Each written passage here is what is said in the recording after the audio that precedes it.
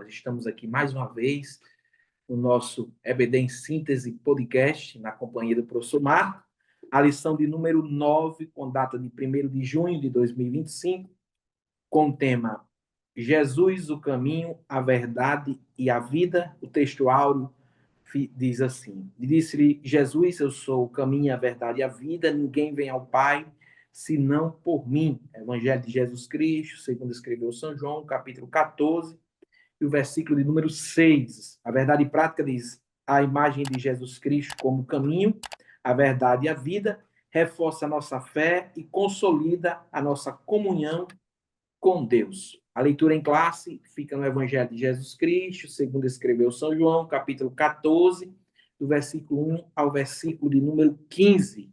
Eu estou na companhia do professor Marco.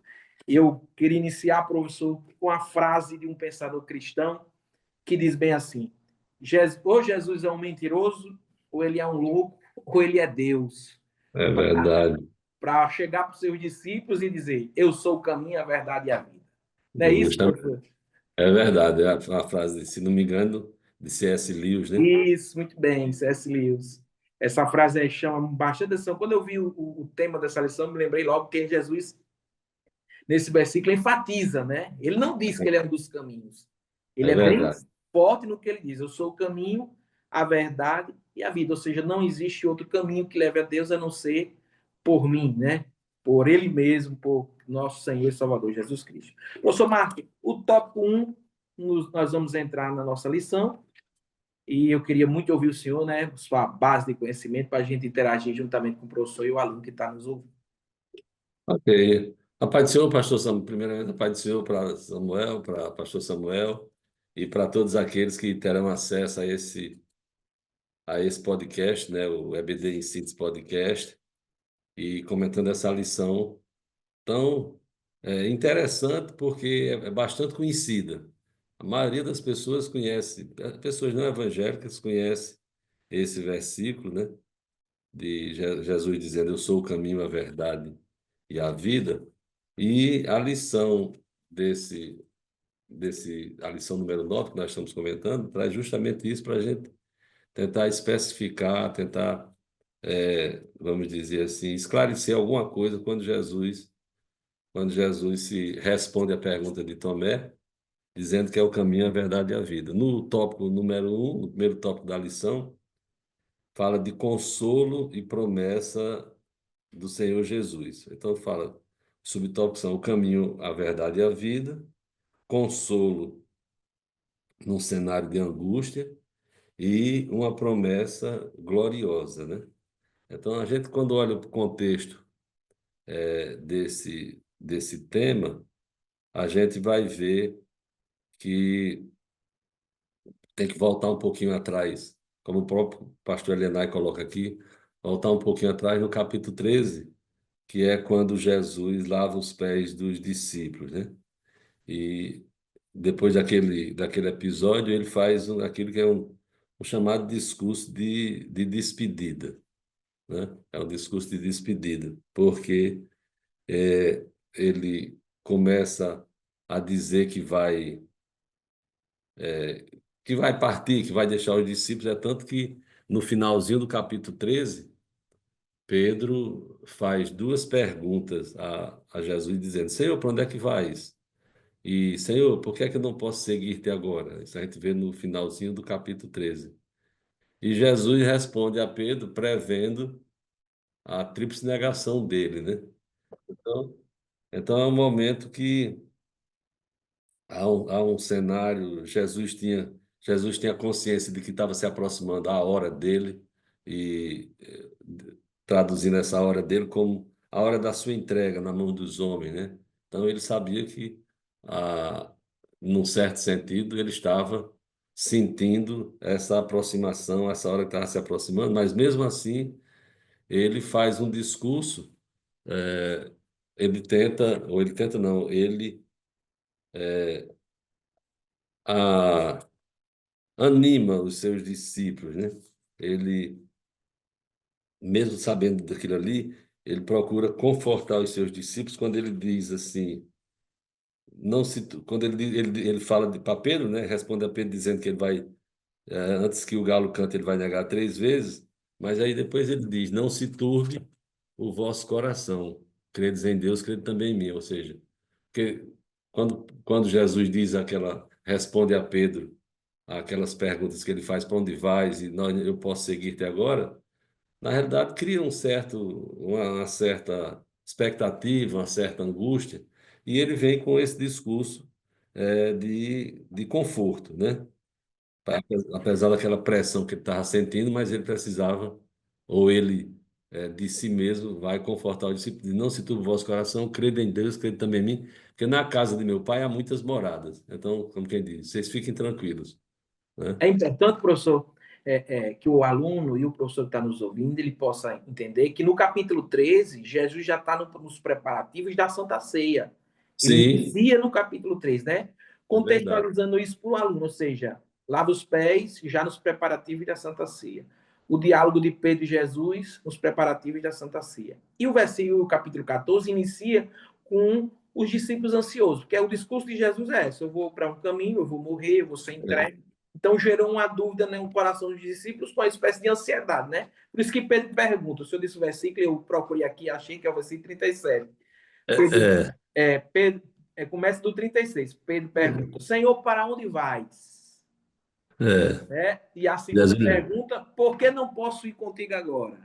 Isso justamente. é pergunta de quem está ansioso, preocupado com alguma Perfeito. coisa. Jesus demais. Para onde eu vou, não podes agora seguir-me, mas depois me seguirás. Quer dizer, Isso. está todo mundo naquela ansiedade, né? Judas já tinha se retirado do ambiente, do cenáculo ali. Já, Isso. quando Jesus disse o que tem que fazer, faz agora, ficou todo mundo pensando, não, certamente ele foi comprar alguma coisa. Vou comprar alguma coisa. Como diz aqui o comentarista da lição, fala de dúvidas, incertezas, que é o tópico 2, né? Sem entrar diretamente no tópico 2. Dúvidas, incertezas e engano no caminho com Cristo, ou seja, são incertezas que todos nós podemos ter, né? Aqueles discípulos, mesmo andando com Cristo, mas quando Jesus, não que Jesus estivesse sendo enigmático, né? Mas ele não estava dizendo com todas as palavras. Ele não estava dizendo com todas as palavras. Então, Pedro diz assim: eu por ti, é... respondeu Jesus, tu darás, Pedro diz, por ti darei a minha vida, no versículo 37. Jesus disse, tu darás a tua vida por mim? Na verdade, eu te digo que não cantará o galo, enquanto não me tiver negado 3 vezes, né? Aí é que aquela incerteza bate mesmo, bate forte, né? O cenário de angústia, mas tem Isso. dentro desse discurso todo, onde Jesus diz: a casa de meu pai, quer dizer, no lugar que tem muita habitação. Não se turbe o vosso coração, credes em Deus também em mim, que na casa de meu pai há muitas moradas. Se não fosse assim, eu vos teria dito. Então, dá vamos dizer, essa promessa gloriosa. Você não sabe o caminho, que depois na frente ele vai dizer, no versículo 4, ele diz: vós sabeis para onde vou e conheceis o caminho. Aí fica todo mundo assim, querendo entender. Eu imagino aquela cara, que caminho, que caminho, entendeu? Então, ele tem, aqui no tópico primeiro, fala desse consolo e da promessa de Jesus, quer dizer, Jesus dizendo que é o caminho, a verdade e a vida, traz um consolo nessa hora de angústia e traz essa promessa gloriosa que é as moradas celestiais, as moradas no céu, na casa do meu pai, que há muitas moradas. E aí a gente vê que Jesus traz esse consolo para aquele momento presente, né? Fazendo promessa de um futuro glorioso. Quer dizer, está falando ali no presente, mas trazendo essa promessa para um futuro glorioso. Então a gente tem que pegar esse contexto que é tanto que algumas Bíblias trazem no versículo, no capítulo 3 a partir do 31 tem as últimas instruções de Jesus aos discípulos, né? Quer dizer, é praticamente um discurso de despedida. Ele sabia que a hora dele estava chegando, aqui no capítulo 3 para trás, vai notar, vai dizer, é, ele sabia que a hora dele estava se aproximando, ele sabia que a hora dele estava chegando e precisava confortar os discípulos, porque ele sabia que aqueles discípulos tinham uma missão a cumprir, né? Então, tem perguntas aí de Pedro, de Tomé, de Filipe, de Judas, quer dizer, o cenário estava mesmo de incerteza. A gente ouve perguntas no decorrer do capítulo, né? Que a resposta que Jesus dá a Tomé, que Jesus dá a Filipe e que Jesus dá a Judas. São três apóstolos, né, que ficam fazendo essa pergunta. Tomé no versículo 5, Judas Filipe no versículo 8 e Judas no versículo 22, que está fora da leitura, né, do texto da nossa lição, né? Então, A coragem, a intensidade de Jesus nessa fala de quebrar, né, o que esses discípulos estavam pensando, ele dizer, olha, vocês sabem o caminho, mas eu quero que vocês entendam que eu sou o caminho, a é verdade verdade. e a E vida. Pedro, tanto Pedro quanto o apóstolo Paulo enfatizou isso, mas Pedro, depois dessa experiência com Jesus, ele mesmo diz no capítulo 4, versículo 12 de Atos dos Apóstolos, ele diz, em nenhum outro há salvação. salvação. Ele mostrou aquilo que ele aprendeu na Santa Ceia, ele demonstrou agora para aqueles que estavam lhe acusando de um falso evangelho, né? Mostrando Justamente. que Jesus era o caminho, a verdade e a vida. E Paulo enfatiza isso quando ele escreve a Timóteo, ele diz não, há um só mediador. Não É. existe caminho, há um só mediador entre Deus e os homens. Jesus Cristo, homem. Não é isso? Porque não há salvação em nenhum outro nome. E há Isso. só mediador entre Deus e os homens, que é Jesus Cristo, o homem, mostrando essa unidade, essa E, inteireza essa singularidade isso. da pessoa de Jesus, né? Da A pessoa de Jesus. firmeza. Aquilo É que verdade. Jesus enfatizou com os discípulos, Pedro enfatizou com seus acusadores e Paulo enfatizou a Timóteo, né? Mostrando que não existe outro caminho, não há outra brecha, não há outra saída a não ser ele. Pode É continuar. verdade. Não, aí eu quero puxar aqui, talvez até já adiantando um pouco, das dúvidas e incertezas no caminho com Cristo. Tem a dúvida de Tomé, Sim, as incertezas de Pedro e Filipe, e o tópico fala do engano de Judas Iscariotes, né? sim, Então, quer dizer, quando Jesus responde a Pedro, dizendo que ele vai negá-lo 3 vezes, e começa a falar, e quando ele diz, na casa do meu pai há muitas moradas, e se eu for preparar lugar, virei outra vez e vos levarei. O versículo 4 diz: Mesmo vós sabeis para onde vou e conheceis o caminho. Quer dizer, ele ainda não tinha dito, eu sou o caminho, mas vocês e, conhecem o caminho. Tipo assim, o caminho está aqui na frente de vocês não estão enxergando, não? A mesma coisa que ele diz lá para Filipe, né? Quando Filipe diz assim: Mostra-nos o Pai, ele diz: Filipe, que é isso, rapaz? Você está me vendo aqui todo dia e está me perguntando, eu e o Pai somos um. Então, quando ele diz. Vós sabeis para onde vou e conheceis o caminho. Aí Tomé diz: Espera aí. Tomé diz: Senhor, nós não sabemos para onde vais. E como é que a gente vai saber o caminho? Se eu não sei nem para onde é que o Senhor vai, como é que eu vou saber o caminho? Alguns comentaristas chamam Tomé de o apóstolo da dúvida, né? Pastor Alienay aqui diz que Tomé é retratado como um discípulo fiel, corajoso, que e tinha um profundo amor por Jesus e teve a coragem. Realmente, a gente só lembra de Tomé porque ele na faltou, dúvida, na incredulidade. ele faltou aquele culto e passou uma semana para ver Jesus depois da ressurreição. Mas quando disseram que Jesus estava para ser morto, ele disse: Vamos lá para morrermos com ele, né? Então, daí Tomé faz essa pergunta e o Senhor diz assim: Jesus responde: Eu sou o caminho. Eu sou o caminho, a verdade e a vida, que é a essência vamos dizer assim, do capítulo 14, né? É a essência, a resposta de Jesus a Tomé, a Filipe e a Judas, praticamente é a essência do capítulo 14 que a gente vai tratar no tópico de número 3 da nossa lição. Então, essa dúvida de Tomé, na dúvida de Tomé encontra-se a incerteza do discípulo. A incerteza do discípulo. Ele disse: Senhor, se nós não sabemos para onde o Senhor vai, como é que nós vamos saber qual é o caminho? Então, a lição trata disso, mostrando que nós, como na nossa caminhada cristã, podemos ter dúvida, podemos ser assaltados, vamos dizer assim, por essa dúvida.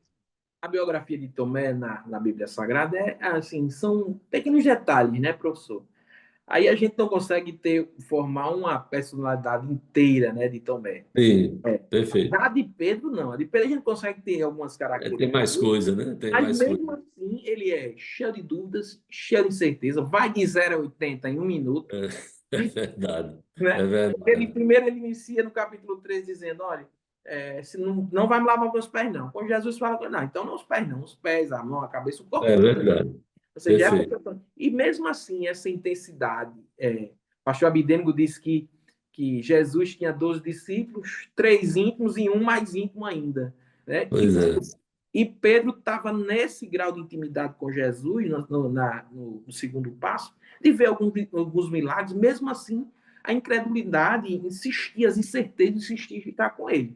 Ora, Pedro era um crente cheio de fé, e ora era aquele cheio de incerteza. Eu e o Perfeito. senhor, correto? E mostra justamente a realidade nossa. Tem, Isso. tem dia que a gente está crente, que é uma maravilha, né? Tem dia que a gente está crente mesmo assim, recebe. Mas tem dias, irmãos, quer dizer, eu tô falando aqui não para os irmãos que estão nos assistindo, estou falando aqui para mim. Como quem diz assim, tem dia que eu estou assim, aquela fraqueza, meu Deus do céu, que parece, ou se Jesus não tiver misericórdia, tem dia não, você tá cheio de vigor, está crendo que Deus vai fazer, que Deus vai resolver, mas tem hora que dá aquela murchada, né? Quer dizer, aquela fracassada. E olha que aqueles homens estavam andando com Jesus. E nós? E nós, assim, a Bíblia diz que nós somos mais bem-aventurados porque não vimos e cremos, mas em compensação nós temos a história toda. A gente tem o conhecimento do Gênesis ao Apocalipse, do que Deus E, fez, do que Deus fez, do que Deus deixou de fazer, como resolveu a situação, como tratou. Quer dizer, a gente tem todo esse contexto, nós temos a Bíblia toda na mão para poder crer, né? Para poder crer. Aqueles homens não tinham. Quer dizer, Jesus disse assim.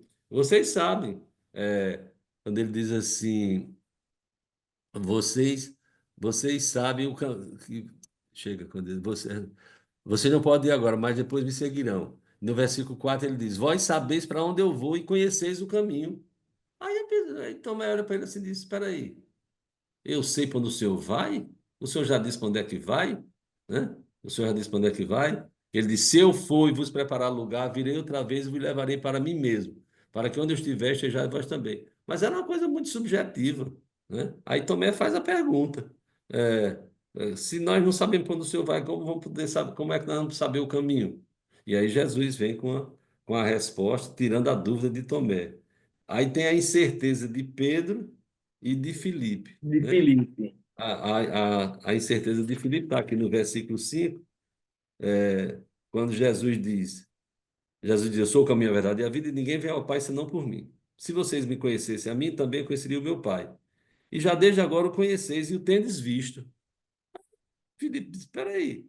Então, o Senhor mostra o Pai para a gente aqui, que isso nos basta. Aí Jesus disse, eu estou há tanto tempo convosco e você não tem me conhecido, Filipe? Quem vê a mim vê o Pai. E como dizes tu, mostra-nos o Pai.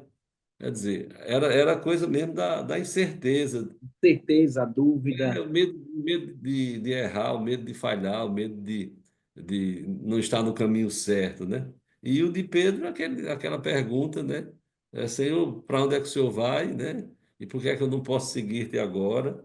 Então, já com Judas Iscariote, não teve o benefício da dúvida, vamos dizer, vamos chamar assim, né? Ele é retratado como Jesus sabia que ele ia traí-lo. Está lá escrito em 13, 21, 22. Tendo dito isto, turbou-se em espírito, 13, 21, 22, e afirmou, dizendo: Na verdade, eu digo que um de vós há de me trair. Os discípulos olhavam uns para os outros para saber de quem ele falava. Quer dizer, aí foi preciso. João relata que estava ali no peito de Jesus e Pedro faz aquele sinal. Ele diz: É aquele que eu dei o pão molhado. Por quê? Porque Judas. A visão de Judas era totalmente distorcida. A Era visão de verdade. Judas, ele só, eu caracterizo Judas como aquele que não, ele viu, ele presenciou os sermões, ele estava de lado, mas ele não teve assim o nascimento, o novo nascimento. A visão de Judas era a expectativa política e social.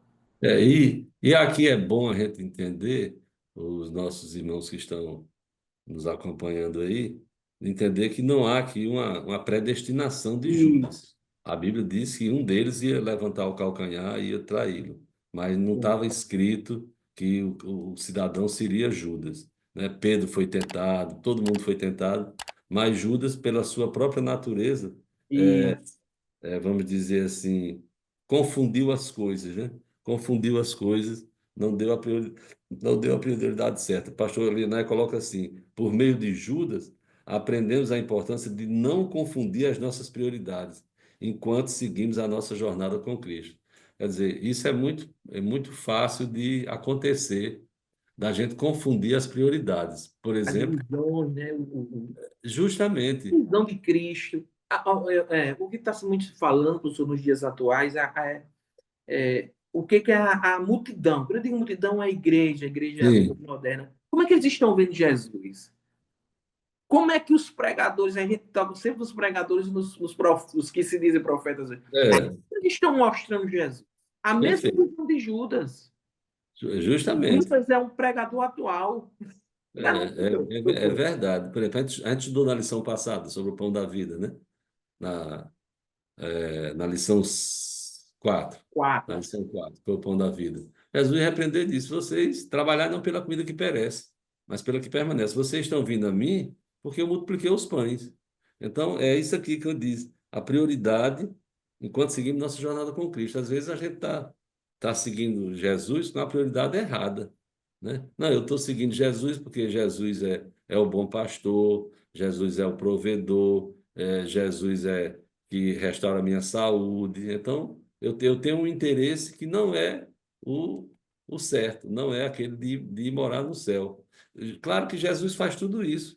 Jesus abençoa, é Deus da provisão, é Deus que sara, é Deus que cura, é Deus que resolve os nossos problemas, é tudo isso. Mas essa não é a prioridade. Quando o anjo anunciou o nascimento dele, disse: ele se chamará Jesus porque salvará o seu povo dos seus pecados. Quer dizer, o intuito aqui é o caminho para o céu. Jesus estava querendo mostrar o nosso caminho para o céu. Isso é que era importante.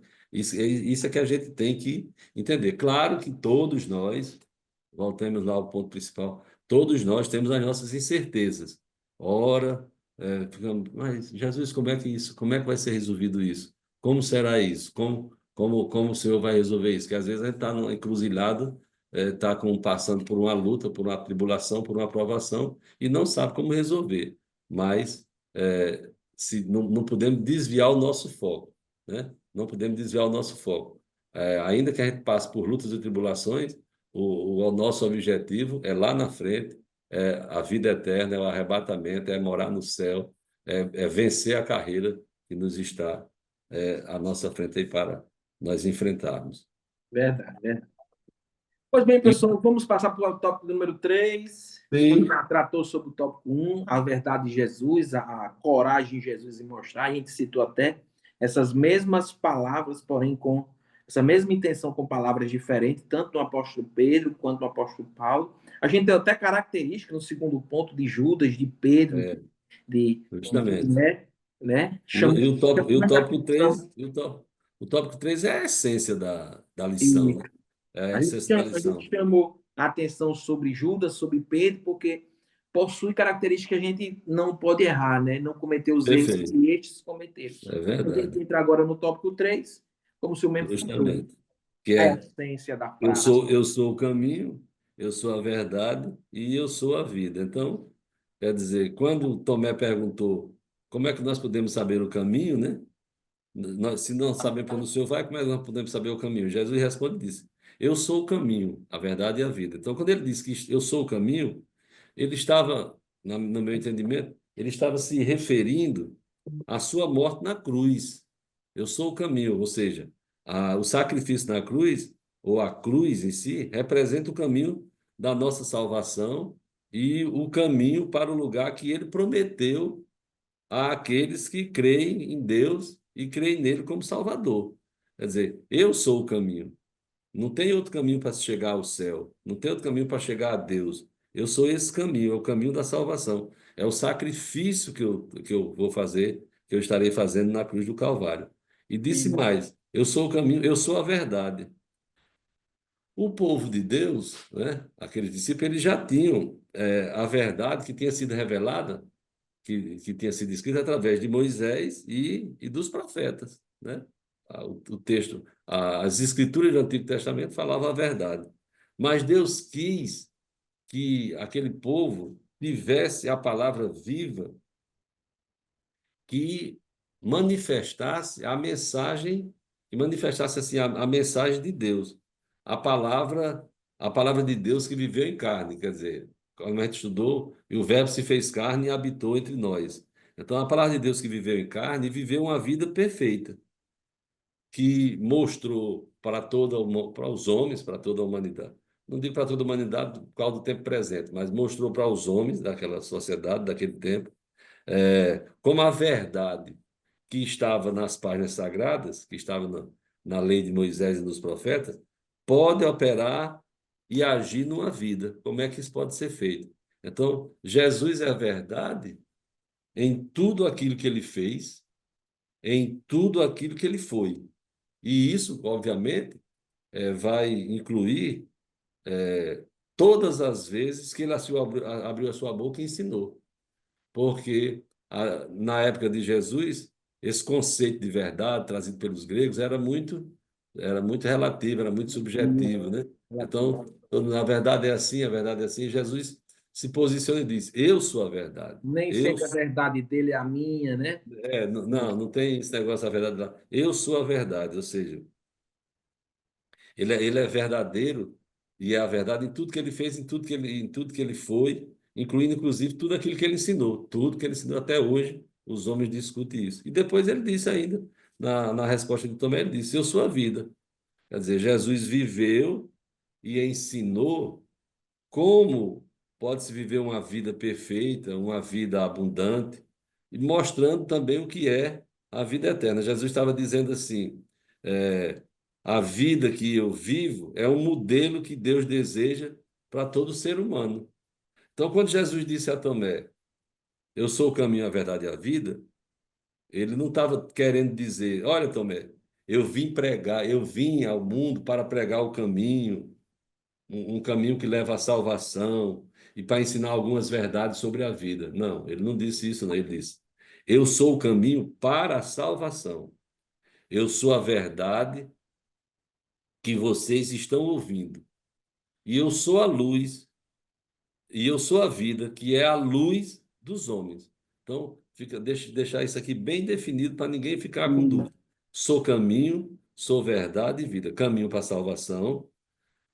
A verdade que vocês estão ouvindo, que sai da minha boca, é a verdade, e sua vida, que é a luz dos homens. Professor, Pra... repita mais forte. Isso é um esboço para uma pregação evangelística. Viu? É, Repita aí, professor. fazendo o contraponto. Jesus não disse a Tomé, está escrito aqui no papel. Jesus não disse a Tomé, eu vim para pregar o caminho para a salvação. Ele não disse, eu vim aí ensinar algumas verdades sobre a vida. Não.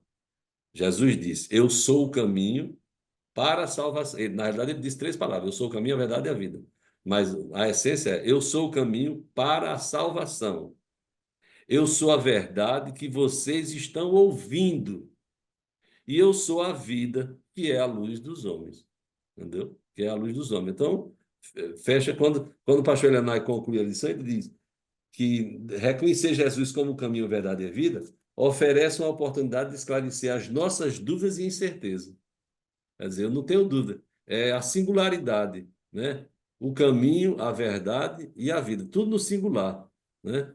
Que é diferente de ímpar. Porque um é ímpar, três é ímpar, cinco é ímpar, sete é ímpar. Mas o singular não. É o caminho, a verdade e a vida.